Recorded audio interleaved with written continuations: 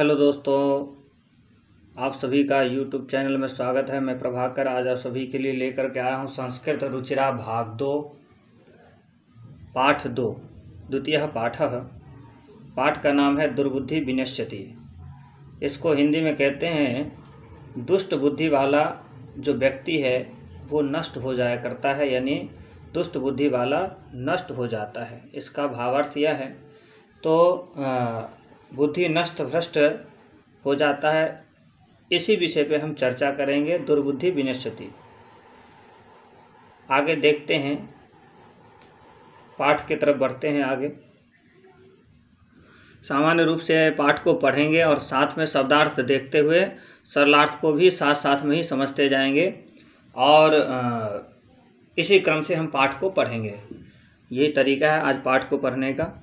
द्वितीय पाठ है दुर्बुद्धि विनश्यति। कक्षा सप्तम के लिए ये पाठ है। दूसरा पाठ है, नवीनतम पाठ है। सबसे पहले पंक्ति में लिखा है अस्ति मगध देशे फूलोत्पल नाम सरह तत्र संकट विक्टौ हंसो निवसतः कंबुग्रीव नामकः तयोः मित्रम एकः कूर्मः अपि तत्रैव प्रतिवसति स्म।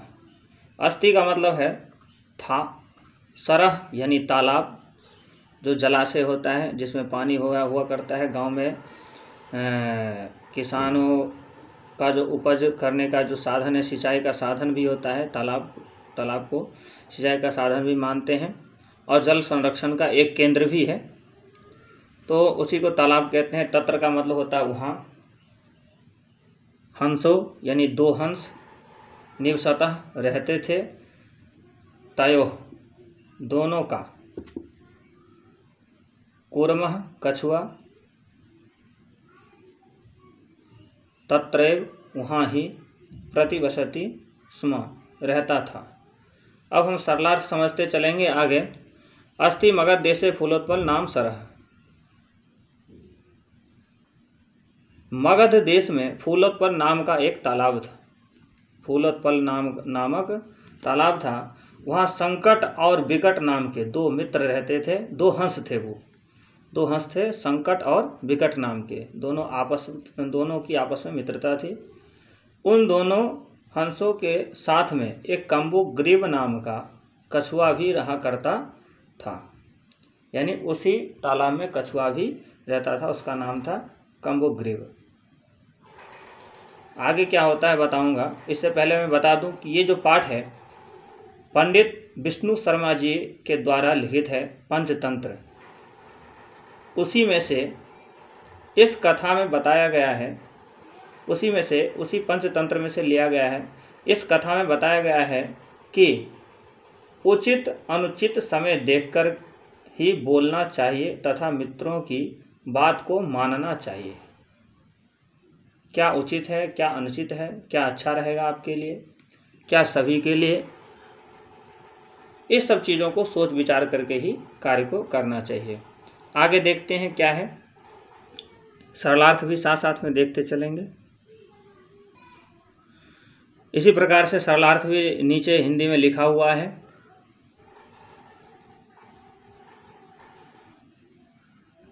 इस सरलार्थ को भी देख सकते हैं, पढ़ सकते हैं। आगे चलते हैं हम। अब सरलार्थ को बार बार रिपीट नहीं करेंगे, आगे चलते हैं।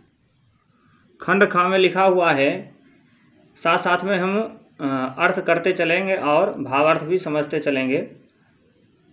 अथ एकदा धीवरः तत्र आगच्छन्। अब जिस तालाब में कछुआ दोनों हंस रहते थे वहीं पे तालाब किनारे की बात है। अथ एकदा धीवरः तत्र आगच्छन्, वहाँ पे एक बार जो मछुआरा होता वो आ गया। ते अकथयन्, उसने कहा वयं स्वः मत्स्य कूर्मादीन मारिष्यामः, हम लोग कल आकर के इसमें तालाब में मछली और कछुआ इत्यादि जो भी पानी में है इसको मार के ले जाएंगे और बेचेंगे। ऐसा क्या कहने लगा वहाँ मछुआरा आकर के। एतत् श्रुत्वा कूर्मः अवदत्, इसको सुन करके कछुए ने बोला मित्रे किम युवाभ्याम धीवरानां वार्ता श्रुता। हे मित्र, क्या आपने धीवर की बात सुनी? किससे कहा? तो दोनों हंस से कहा। किसने कहा? तो कूर्म यानी कछुए ने कहा। अपने मित्र, दोनों मित्र हंस से कहा कि आपने धीवर का बात सुना?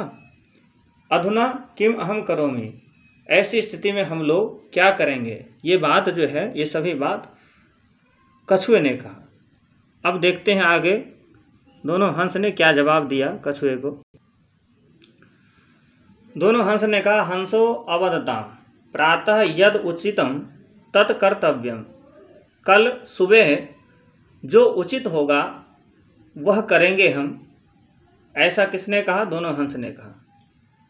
कूर्मः अवदत् मैव तद यथाहम अन्यम हृदम गच्छामि तथा कुरुतम। फिर कछुए ने कहा कि मेरा विचार है कि मैं भी तुम लोगों के साथ दूसरे तालाब में चलूं, इसी प्रकार का कुछ सोचना और कुछ करना। हंसो अवदताम आवाम किम करवाव, आवाम किम करवाव,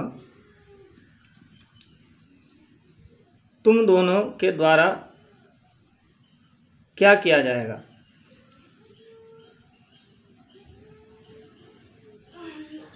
हम लोग क्या कर सकते हैं तुम्हारे लिए? ऐसा कहा। दोनों हंस ने कहा कि हम दोनों क्या कर सकते हैं तुम्हारे लिए? कूर्मः अवदत्, कछुआ ने कहा, अहम युवाभ्याम सह आकाश मार्गेण अन्यत्र गंतुम इच्छामि, मैं तुम दोनों के साथ में आकाश मार्ग से अन्यत्र यानी दूसरे जगह जाना चाहता हूँ। अब देखिए शब्दार्थ भी दिया है इसमें। अथ यानी इसके बाद, एकदा यानी एक बार, धीवरा यानी मछुआरे, आगच्छन यानी आए, वयम यानी हम सब, स्वः यानी कल, आने वाला कल, मत्स्य मछली, कूर्मादीन कछुआ आदि, मारिष्यामः मारेंगे, श्रुत्वा सुनकर, किम यानी क्या, युवाभ्याम तुम दोनों के द्वारा, श्रुत्वा सुन ली, श्रुता यानी सुन ली, अधुना अब, अवदताम कहने लगे, यद यानी जो, तत्कर्तव्यम वही करना चाहिए, मैव यानी ऐसा नहीं, यथा जिस प्रकार, हृदम यानी तालाब, आवाम हम दोनों, युवाभ्याम तुम दोनों के साथ, अन्यत्र दूसरे स्थान पर, गंतुम जाने के लिए, गच्छामि इच्छामि चाहता हूँ। इस प्रकार से जो है ये जो है शब्दार्थ है। सरलार्थ भी एक दृष्टि में देखेंगे, आगे बढ़ेंगे। सरलार्थ इस प्रकार से है, तत्पश्चात एक बार मछुआरे वहाँ आए, वे कहने लगे, हम सब कल मछलियों और कछुओं आदि को मार डालेंगे। यह सुनकर कछुआ कहने लगा, हे मित्रों, क्या तुम दोनों के द्वारा मछुआरों की बात सुन ली गई? अब मैं क्या करूं? दोनों हंस कहने लगे, प्रातः जो उचित होगा वह करेंगे, वह करना चाहिए। कछुआ कहने लगा, ऐसा उचित नहीं है, ऐसा उचित नहीं है। जिस प्रकार मैं दूसरे तालाब में पहुंच जाऊं, ऐसा उपाय करो। कल मत सोचो, आज से ही सोचो और हम कैसे दूसरे तालाब में पहुंचेंगे। तुम लोग तो अपने पंखों के द्वारा उड़ करके चले जाओगे, लेकिन हम कैसे जाएंगे इसकी चिंतन करो और आज ही कुछ सोचो। दोनों हंस कहने लगे हम दोनों क्या करें? कछुआ कहने लगा, मैं तुम दोनों के साथ आकाश मार्ग से दूसरे स्थान पर जाना चाहता हूँ। ये इसका सरलार्थ। अब इसी सरलार्थ के साथ आगे देखते हैं, आगे क्या है। हंसो अवदताम अत्र कह उपाय। हंस ने कहा कि अब यहाँ पे क्या उपाय है। कछपः वदति युवाभ्याम काष्ठदंडम एकम चंचुआ धारयताम। कछुए ने कहा कि तुम दोनों अपने चोंच में यानी मुख में एक लकड़ी का दंडा, छोटा सा डंडा मुख में धारण कर लेना। अहम कास्थ दंड मध्ये अवलंब्य युवयोः पक्षबलेन मुखेन गमिष्यामि। मैं उस लकड़ी के डंडे में बीच में लटक करके तुम दोनों के पंख के बल से, यानी तुम दोनों जब उड़ के आकाश मार्ग से जाओगे तो उसी के सहारे से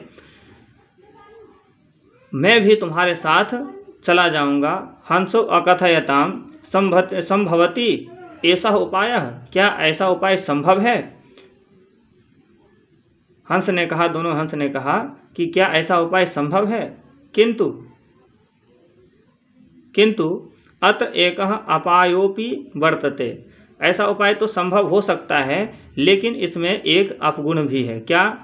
आवाभ्याम नियमानं त्वाम अवलोक्य जनः किंचिद वदिष्यति एव। दुर्गुण ये है कि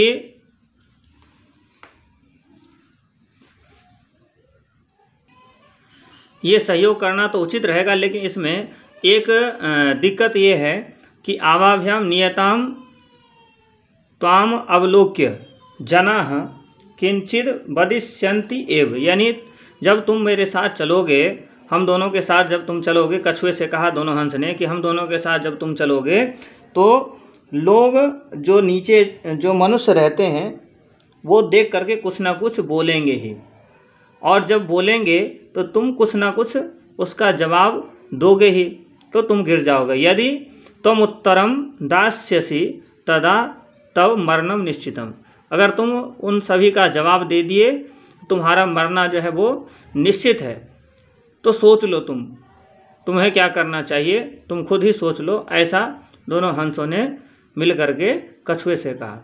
अतः तुम अत्रैव बस, इसलिए तुम यहीं पे कहीं छुप जाओ, यहीं पे रह जाओ। ऐसा विचार दोनों हंसों ने कछुआ को दिया।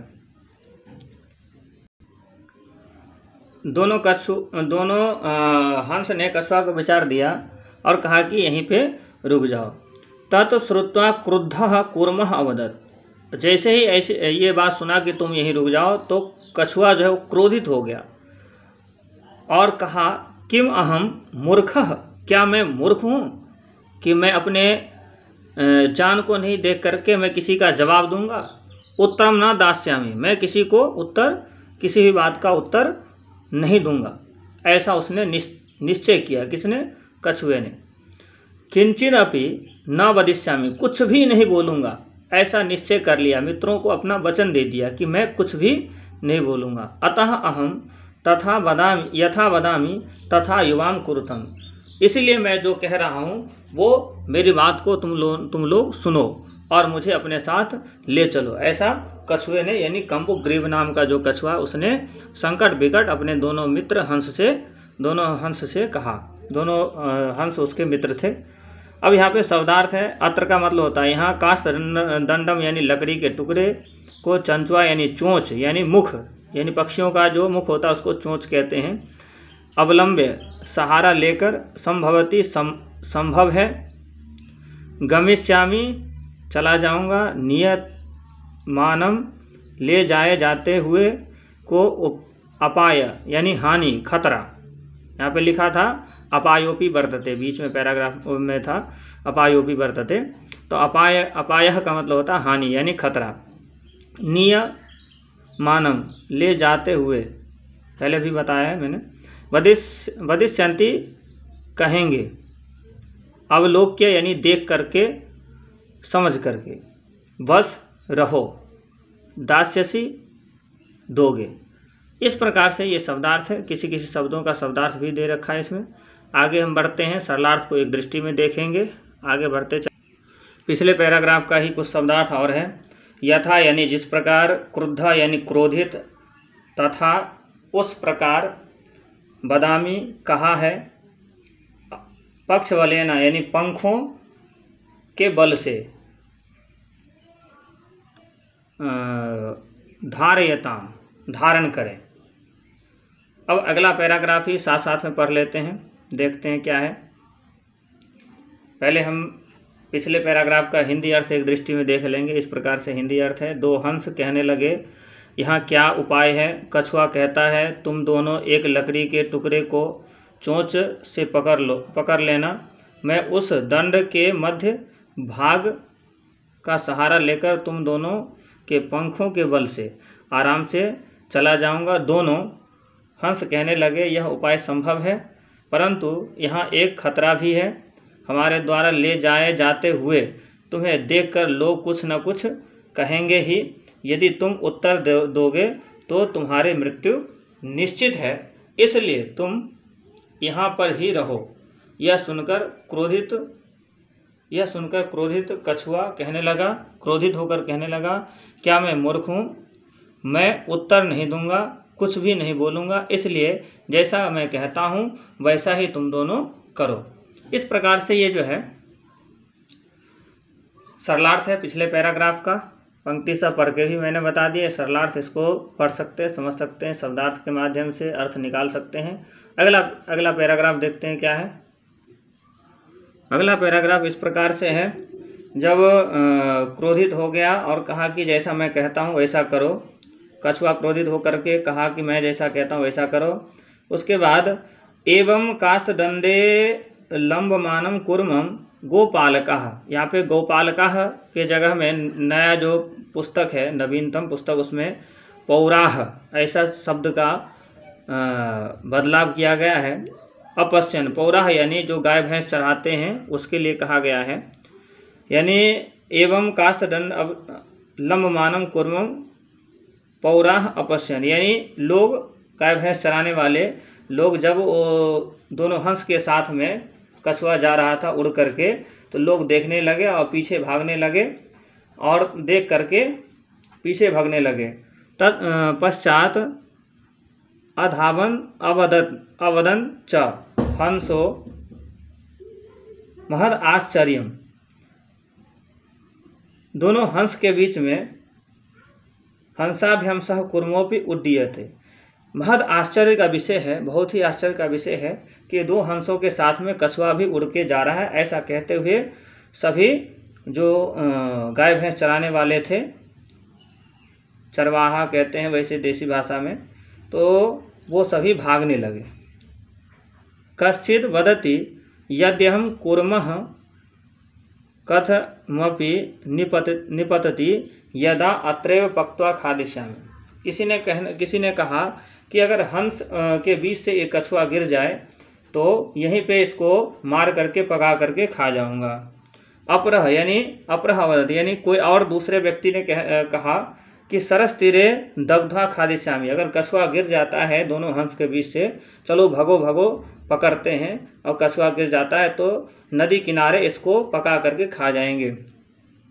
जो चरवाहा लोग होता है, ऐसे भैंस इत्यादि चराने वाले लोग नदी किनारे होते हैं, तो वो लोग पीछे भागने लगे और कहने लगे कि पकड़ो इस कछुए को पकड़ लेते हैं और मार के खा जाएंगे।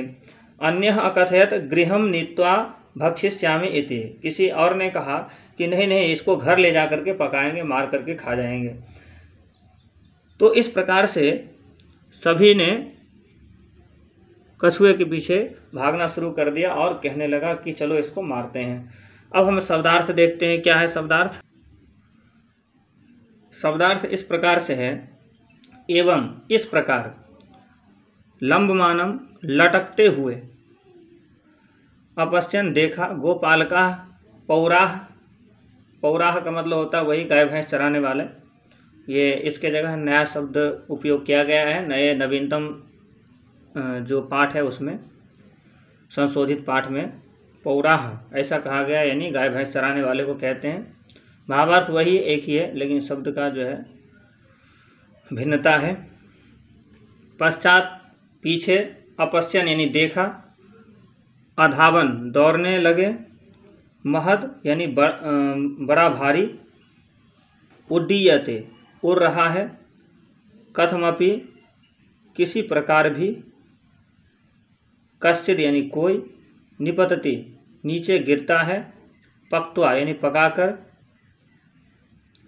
खादिष्यामि यानी खा लूँगा, अपरह दूसरा, दग्ध्वा पकाकर, नीत्वा यानी ले जाकर।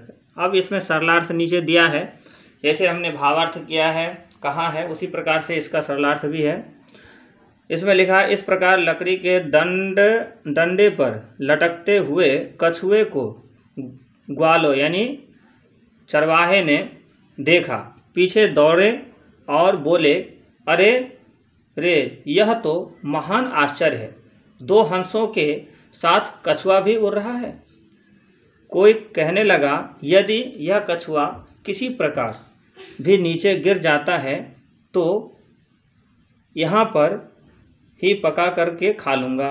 दूसरा कहने लगा, तालाब के किनारे ले जा कर के पका कर खा लूँगा।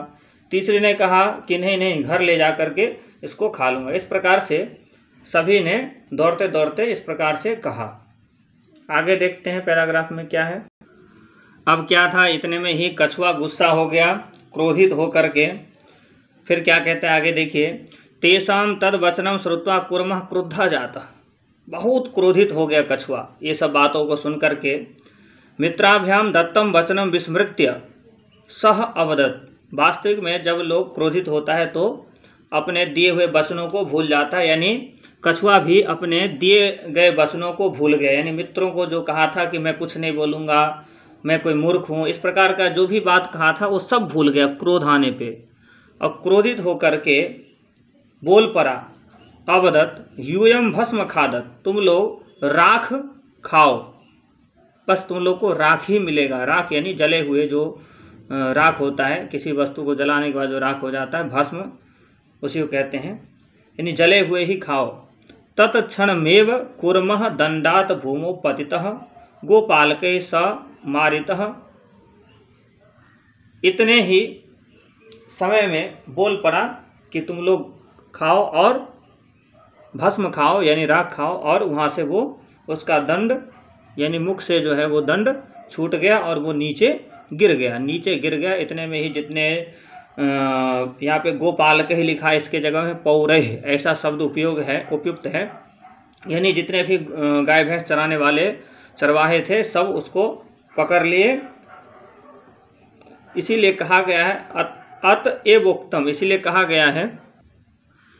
कहा गया है सुहृदाम हितकानाम वाक्यम यो नाभिनंदति स कूर्म इव दुर्बुद्धि काष्ठात् दंडो भ्रष्टो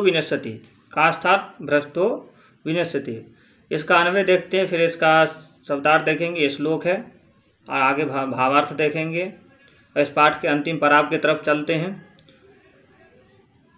अन्वय जो है, किसी भी श्लोक का अर्थ निकालने से पहले अन्वय किया जाता है। अन्वय इस प्रकार से है, सुहृदाम हितकानाम वाक्यम यह न अभिनंदति सह दुर्बुद्धि कूर्मः इव काष्ठात् भ्रष्टः विनश्यति। शब्दार्थ भी देख लेते हैं साथ में। तेषाम यानी उनका, क्रुद्ध क्रोधित, दत्तम दिए गए, विस्मृत्य यानी भूलकर, भस्म यानी राख, खादत खा लो, तत्क्षणमेव उसी पल, पतितः नीचे गिर पड़ा। अब इसका हम आगे कुछ शब्दार्थ और देखेंगे और उसके बाद भावार्थ देखेंगे और पाठ पूर्ण हो जाएगा। आगे लिखा है, मारितः यानी मार डाला गया, सुहृदाम मित्र लोगों का, हितकानाम भलाई चाहने वालों का, अभिनंदति प्रसन्नता पूर्वक स्वीकार करता या करती है, दुर्बुद्धि मूर्ख, भ्रष्टः गिरकर। इस प्रकार से शब्दार्थ है। आगे है विनश्यति नष्ट हो जाता है, श्रुत्वा यानी सुनकर। इस प्रकार से जो है ये शब्दार्थ है। नीचे जो है सरलार्थ है, भावार्थ है। भावार्थ देखते हैं। भावार्थ इस प्रकार से है, उन ग्वालों के उस वचन को सुनकर कछुआ क्रोधित हो गया। दोनों मित्रों को दिए गए वचन को भूलकर वह बोला, तुम सभी राख खा लो, यानी भस्म खा लो, राख खा लो, एक ही बात है।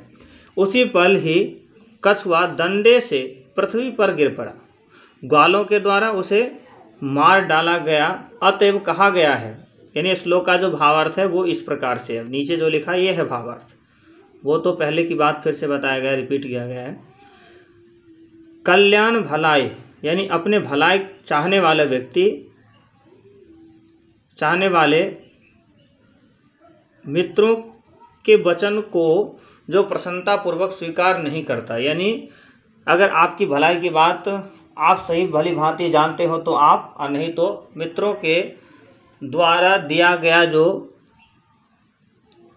विचार है, अगर भलाई की बात कही जाती है तो उसको सहजता से स्वीकार कर लेना चाहिए। अगर वो व्यक्ति नहीं करता है, अपने मित्रों की बात को सुनता नहीं है, और उसमें विशेष करके जिस बात से उसकी भलाई हो, यानी उसका रक्षा हो, ऐसी बातों को नहीं सुनता है, तो कहा गया है वह लकड़ी से गिरे हुए दुर्बुद्धि कछुए के समान नष्ट हो जाया करता है, यानी उसका अस्तित्व जो है वो मिट जाया करता है। इसीलिए भलाई की बात अगर मित्रता में यानी मित्र के द्वारा कही जाए तो उसको सहजतापूर्वक मान लेना चाहिए, और अपने मित्र को या किसी को दिए गए वचन को विशेष रूप से याद रखना चाहिए। इसी बात के साथ विराम लेता हूँ। फिर अगले अध्याय में अभ्यास के साथ, पाठ के साथ फिर से मिलते हैं। धन्यवाद।